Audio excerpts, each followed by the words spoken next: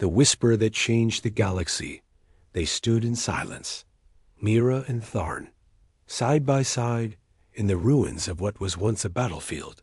The skies above Alaris Prime were clear now.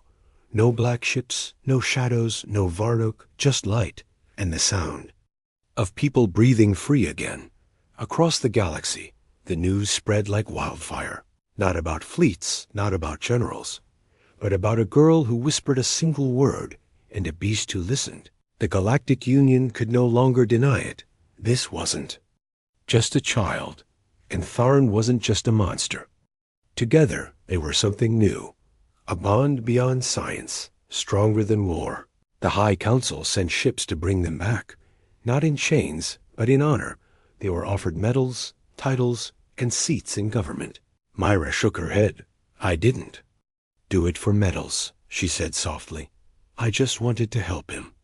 Tharn stood silently beside her, now calm, now free. His armor-like skin no longer glowed with rage. His eyes no longer burned with pain. He had found peace, not in solitude, but in trust, in her. A new statue was built at the center of Alaris Prime, not of a soldier with a gun, but of a child. Holding a teddy bear, reaching out to a giant clawed hand, it became a symbol, not of strength, but of healing, Doctor. Reska published her final report, the Empathy Protocol. She wrote, "We believed monsters needed cages, but sometimes they only need someone to see them, not with fear, but with hope." Schools began to teach the story of Mira and Tharn. Children whispered it before bedtime. Leaders spoke of it before peace talks. And in the darkest corners of the galaxy, where hatred once ruled, hope began to bloom. One day, Mira stood at the edge of a quiet forest on a distant world. Tharn lay nearby, watching the stars above. He was older now, slower, but still strong, still watching over her. She sat down beside him and rested her head on his arm. "You know," she whispered, "they asked me again if I'd train others to do what I did." Tharn blinked slowly. "But I told them no," she continued, "because what we had, it wasn't a trick. It was real." The wind brushed her hair gently, and for a moment the world felt still. Peaceful. Mira smiled. "You were never a war beast," she said. "You were Tharn, and I'm so proud of you." Tharn lowered his head beside her and made a soft rumble, like a song only she could hear. A thank you, a goodbye, or maybe just love. Years passed, and when Mira grew old, people still came to visit her. To hear the story firsthand, children would ask, "Is it true you tamed a beast with just one word?" She would smile, eyes full of memory. "I didn't tame him." She'd say, "I listened to him." And sometimes, when someone listens to your heart, you become something better. That whisper, "Sit," was never about control. It was about connection. It became legend, the whisper that changed a galaxy not through war, but through understanding. And long after Mira was gone, the stars still remembered her name, and Tharn's, the girl and the beast who chose peace over power, and taught an entire galaxy what it meant to be seen. The cage that couldn't hold it. No one had ever seen a creature like this before. It was called the Warbeast, 12 feet tall, built like a tank, with glowing red eyes and armor-like skin. Its roar could shake walls. Its claws could cut steel. And its mind was said to be smarter than a battle AI. The Galactic Union had captured it after 10 cities fell on the planet Drachner 7. They thought they had finally won. They were wrong. The Warbeast was locked inside the strongest containment cage ever built. A triple-layer energy field surrounded it, powered by a fusion core that could run for 100 years. The walls were made of reforged star alloy, the same used in capital ships. Elite scientists stood behind armored glass, watching, testing, recording. Everyone believed it was secure, until the beast opened its eyes. 1 second, it was sitting still, chained and silent. The next second, boom, the entire left wall shattered. Like glass, Sirens screamed across the research station orbiting above Earth. Guards ran to lock down the room, but it was already too late. The Warbeast had escaped. Cameras caught everything. It didn't run. It walked slow, powerful steps, tearing through automatic defenses like they were paper. Drones fired stun rounds. Lasers, even plasma nets. Nothing stopped it. It crushed them, broke through doors, and vanished into the loading docks. Then total silence. The Galactic Council went into emergency mode. War protocols activated across nearby systems. They sent warships, hunter bots, elite squads trained in monster control, but none returned with good news. The Warbeast had disappeared somewhere near the edge of Earth's colony zone, and no one knew what it would do next, down on Earth, far. From the chaos in orbit, a little girl named Mira was playing outside her house. She lived in a quiet village near the forest, surrounded by mountains and stars. She had no idea that the most dangerous creature in the galaxy had just landed in the woods behind her home. Her parents were inside, watching the news, fear in their eyes. They warned her to stay close, but Mira was curious. She always wandered, always explored, with her favorite teddy bear in one hand. That evening, the sky turned red as the sun dipped. Behind the hills, the trees whispered with wind, and the birds flew away. Mira followed a strange sound into the forest, a deep, low breathing like a giant was sleeping. She walked slowly, her small boots crunching leaves. Then she saw it. The Warbeast. It was resting against a broken tree, its massive body covered in cuts and burns. Its eyes were half open, glowing softly. For a moment, Mira froze. Anyone else would have screamed or run, but she tilted her head, took a step forward, and said softly, "Are you okay?" The beast blinked. It could have crushed her in a heartbeat, but it didn't. It just stared. Mira stepped closer, holding out her teddy bear. "You look hurt," she whispered. "You can rest here. I won't hurt you." The Warbeast shifted slightly, its breathing slow and rough.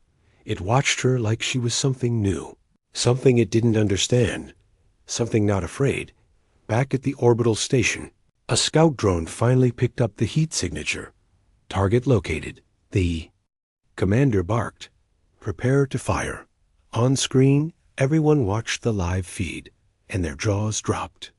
There was the Warbeast, calm and unmoving, and standing right in front of it was a tiny human girl. She looked up at the creature and said just one word, "Sit." And it did.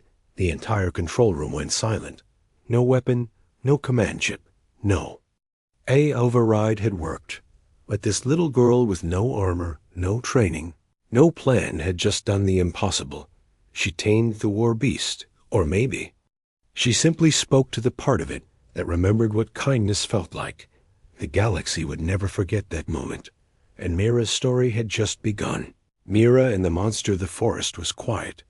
Too quiet. Not even the insects dared to make a sound. The trees stood still. The wind had stopped. And the only thing breathing in that silence was the Warbeast. And the girl standing in front of it. Her name was Mira. 7 years old, small and brave, with a heart too big for her tiny frame. She looked up at the creature that could destroy starships, and said again, "You can sit. It's okay." And it listened. It sat down with a heavy thud, like a mountain folding its legs.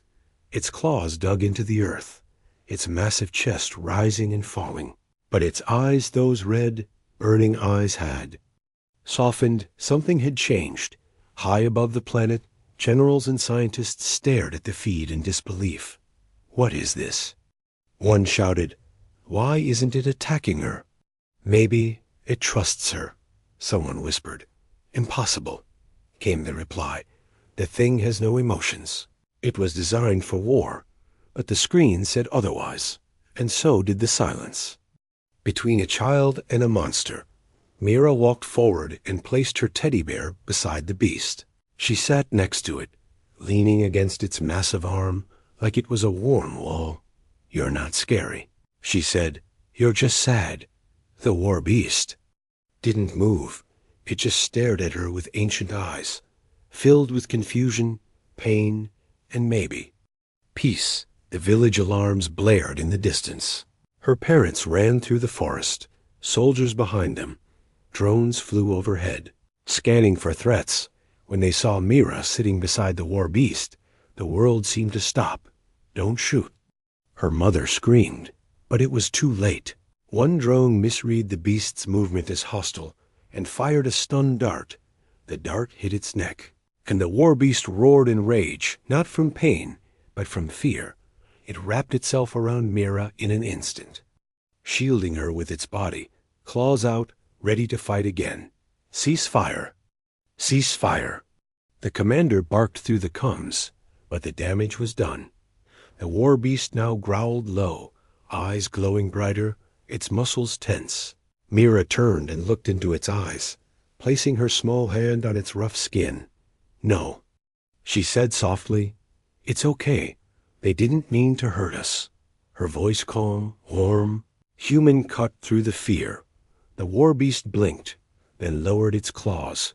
A medical team rushed in, not toward the girl, but toward the beast. They scanned its body, then froze. "It's bleeding plasma," one said. "It's injured badly." "It's not attacking because it can't," said another. "It's protecting her." The Galactic Union made its decision. Mira and the Quara Warbeast were transported to an off-world facility, hidden from the public. Not as prisoners, but as a mystery. Mira sat in a bright white room, swinging her legs on a tall bench. The Warbeast sat outside behind a reinforced wall of energy fields. It never took its eyes off her. Why did it listen to her? A general asked. "She didn't give it a command," said a scientist. "She gave it a choice." "No," said another. "She gave it kindness, something it's never had." Inside the observation room, they brought Mira a plate of food. She looked at the guards and asked, "Can I give him some too?" The guards hesitated, but agreed. Mira walked up to the barrier and held out the food. The Warbeast stepped forward, gently took it, and ate slowly. It didn't growl, didn't show its teeth. It just nodded. The room watched in silence. Some were amazed, some were afraid, and some began to see something new. This creature wasn't just a weapon. It was something more. It had a mind, a memory, a soul, and somehow Mira had reached it. As night fell, Mira curled up on the bench with her teddy bear. She looked at the Warbeast through the barrier and smiled. "Good night, big guy," she whispered. The Warbeast lay down as well, its eyes slowly dimming as it went to sleep for the first time without fear. The galaxy had captured the Warbeast, but only a child had touched its heart, and the mystery was only beginning. The secret behind her voice. The Warbeast slept for the first time in years, and it slept peacefully, not on a battlefield, not in a cage, but in a quiet chamber just beyond a child's voice. Mira was that child, the one who tamed the most dangerous creature in the galaxy, and no one knew how she did it. Scientists from every corner of the Galactic Union gathered at the hidden facility. Psychologists, xenobiologists, linguists, they all wanted answers. Was it telepathy? A mutation? A code in her voice? They ran tests, scans, and simulations, and still they found nothing. Her DNA was human, normal, unremarkable. Her voice was soft, innocent, like any child her age. But to the Warbeast, it was everything one. They asked Mira to speak into a microphone. Say the word again. A gentle voice requested from the other side of the glass. "Sit," she said. No change in tone, no hidden frequency detected. But outside, in the holding chamber, the Warbeast stirred. It looked at the speaker, stood up, and sat down slowly. The researchers stared at each other, speechless. General Lurak of the Defense Council entered the observation room, tall, armored, and known for having no patience. He looked at Mira and frowned. "That thing obeys you," he said. "Can we use you in battle?" Mira blinked, confused. "I don't want to go to war," she replied. hugging her teddy bear tightly. "She's just a child," one of the scientists argued. "You can't use her like a weapon." "And we use the Warbeast alone," the general said coldly. "Keep her nearby as a leash." But they didn't understand. Mira wasn't a leash. She was a bridge, something no AI, soldier, or weapon could ever be. And the Warbeast didn't obey her because of control. It followed her because it trusted her, because she didn't look at it like a monster. She looked at it like a friend. Inside her small room, Mira sat on the floor drawing pictures. She drew the Warbeast smiling, something no one had ever imagined. When she showed it the drawing, it gently touched the paper, its claws careful not to rip it. It tilted its head as if trying to understand the feeling behind the smile. And Mira said softly, "You're not just a weapon. You're someone." The facility's lead xenopsychologist, Dr. Anya Reska, watched them through the monitor. She'd studied alien minds for 20 years, but this she had never seen. She activated the voice recorder and whispered, "It's not power. It's not science. It's empathy." That night, Mira had a strange dream. She saw a dark world, filled with cages and screams. A small version of the Warbeast was trapped there, alone, afraid, being changed, piece by piece. Then she saw herself, walking through the shadows, holding a small light. When she touched the cage, the walls melted, and the Warbeast stepped out. Not to destroy, but to breathe. She woke up sweating across the hall. The Warbeast lifted its head, sensing her fear.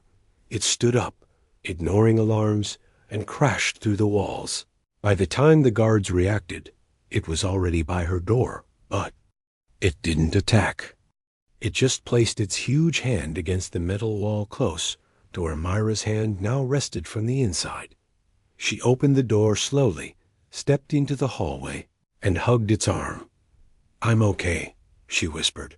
The Warbeast lowered its head, making a soft rumbling sound, almost like a purr. The guards didn't dare move. They didn't need to. From that day forward, Mira was allowed to move freely with the Warbeast. They gave her a small device for protection, but she never used it. She didn't need protection from the beast.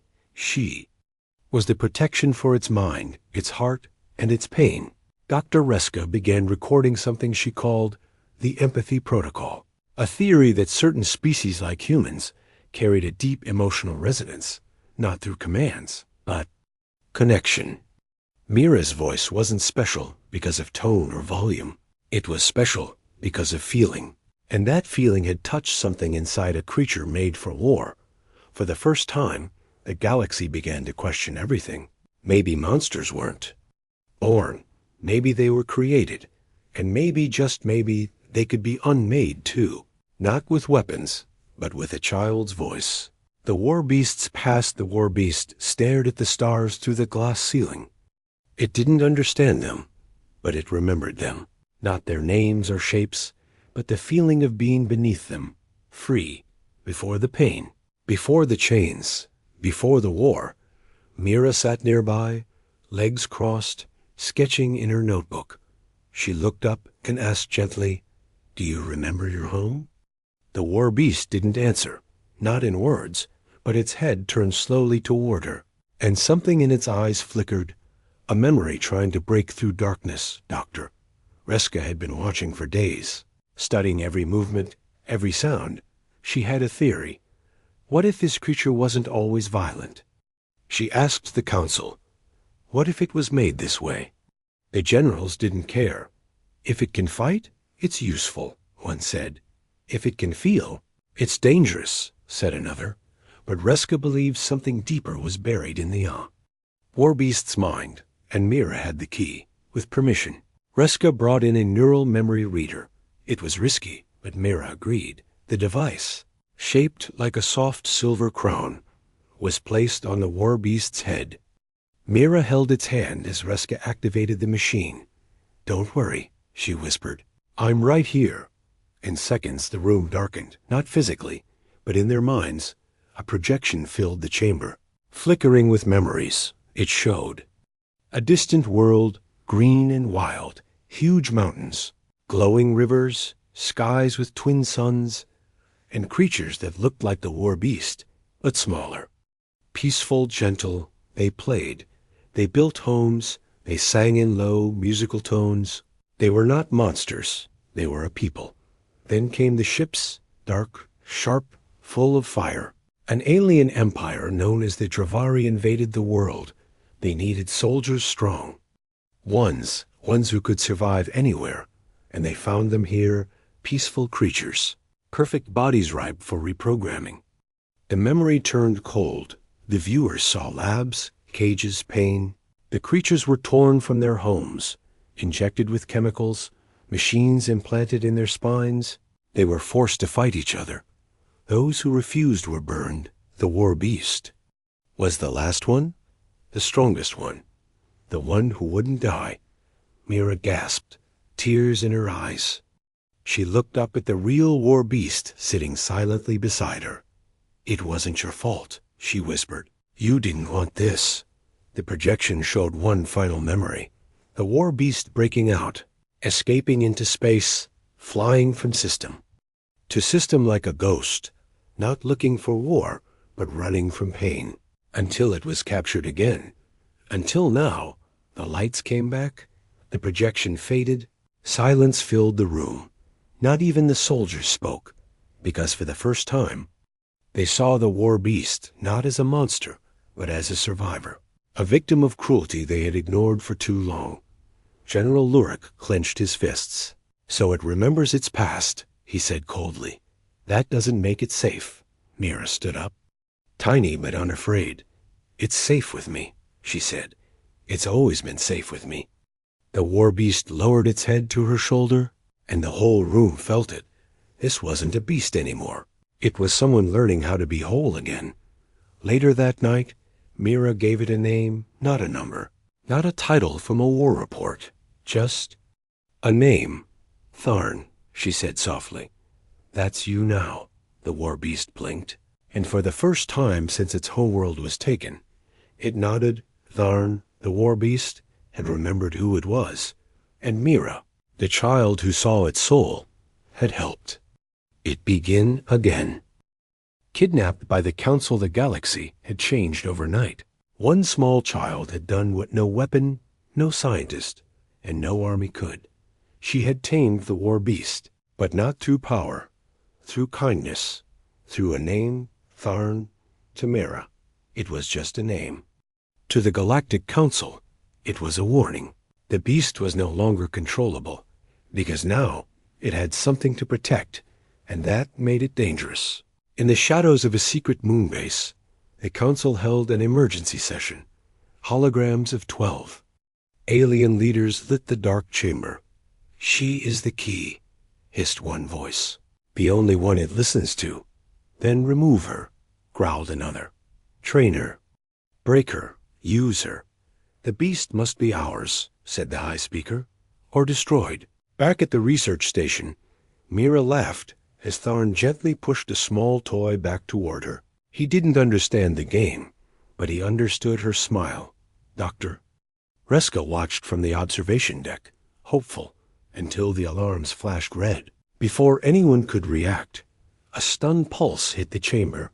Mira collapsed in seconds, her teddy bear falling from her hand. Tharn roared, slamming into the wall, but another pulse hit him 10 times stronger. Even he couldn't stand against that much energy. He fell, growling in pain, clawing at the air as Mira was dragged away. When Tharn woke, Mira was gone. The walls around him were reinforced, deeper than before. No glass, no windows, just walls of thick black alloy. He stood silently, chest heaving, his claws clenched tight. Then he roared louder than ever before. The sound shook the station, cracked metal, shattered lights, and echoed across the stars. The Council had taken Mira to a remote installation, deep underground where no one could find her. They treated her gently, but not kindly. They told her lies, promised her safety, then gave her one choice. "Control the beast for us," they said, "or we will destroy it. Mira's eyes filled with tears. "You don't understand," she whispered. "He's not a thing. He's not a tool." But they didn't care. They gave her scripts, commands, even threats. But she said nothing. She sat in silence, arms crossed, refusing to speak a word, not one. Meanwhile, Tharn stopped eating, stopped moving. He crouched in the corner of his cell, silent, cold, until he heard a whisper. It wasn't real, it came from memory, but it echoed in his mind like thunder. "Sit," Mira's voice had said. A word that brought peace, a word that gave him a name. He stood slowly, eyes glowing with fire, and he broke. The wall. The guards didn't even have time to raise weapons. Tharn tore through the corridors like a storm of steel. Security bots shattered, blast doors ripped open. He wasn't just escaping. He was searching. He was following a scent, a heartbeat, a memory. Back in the council's chamber, chaos erupted. "He's coming," shouted a voice. "How did he escape?" Screamed another. "No one escapes that prison." "But he's not a beast anymore," said a trembling assistant. "He's a guardian." Mira heard the alarms first, then footsteps, then silence, then boom. The wall exploded inward, metal flying in all directions. And there he stood, massive, unstoppable, wild. But when he saw Mira, he stopped. She ran to him and hugged his leg, sobbing, "I knew you'd come," she whispered. Tharn bent down, gently lifting her in one arm, and growled at the guards behind her. But Mira touched his face. "Don't hurt them," she said. "We're going home." Tharn paused, then nodded, and together they walked past the council soldiers. No one dared stop them. The news spread like wildfire. The Warbeast was no longer a weapon. He had chosen a side, not theirs, hers, and now. The galaxy feared not his claws, but his loyalty to a child who never stopped believing in him. The last stand on Alaris Prime. The sky above Alaris Prime was burning. Black ships blocked the sun. A new enemy unknown, unstoppable, descended on. The capital world of the Galactic Union. They were called the Varnoke, silent, shadow-like beings that consumed energy, life, and even sound. They gave no warning, no reason, only destruction.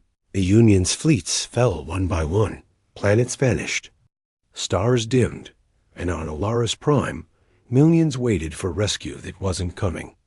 Except for one signal, a name whispered across emergency channels. Not a fleet, not a general, but a child and a beast. "Mira and Tharn are coming," someone said. "They're our last hope." Inside a sleek civilian ship stolen from the council, Mira sat quietly. Her small hands clutched the armrest as stars blurred outside the window. Beside her, Tharn crouched silently, his claws tapping the floor. He hadn't spoken, but Mira knew he was ready to fight. But not for war, for her, and for every innocent voice that had cried for help, like he once had. When they arrived in Alaris Prime's orbit, the scene was pure chaos. Battleships floated dead. Escape pods drifted like dust. The Varnoke moved like shadows, slipping through shields, eating light.